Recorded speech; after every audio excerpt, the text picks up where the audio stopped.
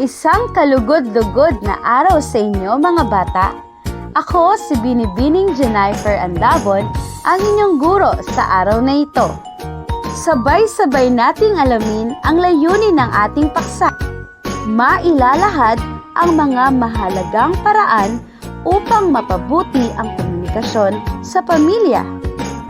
Ang paksang ating pag-aaralan ay pinamagatang ang kahalagahan ng komunikasyon.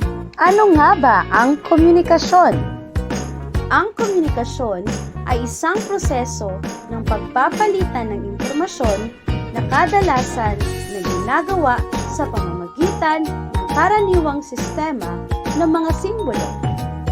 Ang mga sumusunod ay mga paraan upang mapabuti ang komunikasyon na umiiral sa pamilya. Una, pagiging mapanlikha o malikhain, creativity.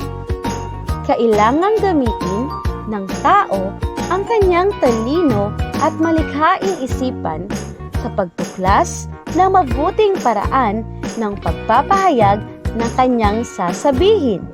Pangalawa, pag-aalala at malasakit, care and concern. Magkaroon ng malasakit at galang sa kausap, sino man o anuman ang kanyang katayuan o nalalaman. Kahit na bata, katulong sa bahay, o pulubi ang kausap. Pangatlo, pagiging yayag o bukas, cooperativeness or openness. Sa pakikipag-usap, maging bukas lagi at manatiling tapat lalo na sa mag-asawa. Pang-apat, lugod o ligaya.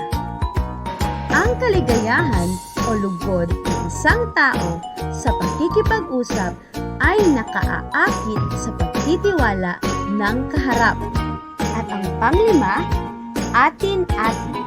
Mabuti sa magkakasambahay ang pagkakaroon ng sama-samang usapan at pagpapalitan ng puro o magkaroon ng masayang at pagbabahagian ng karanasan na maaaring pag-usapan ng pamilya at kaibigan.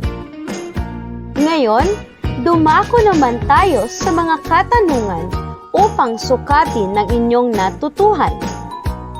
Pagtatasa ng pagkatuto.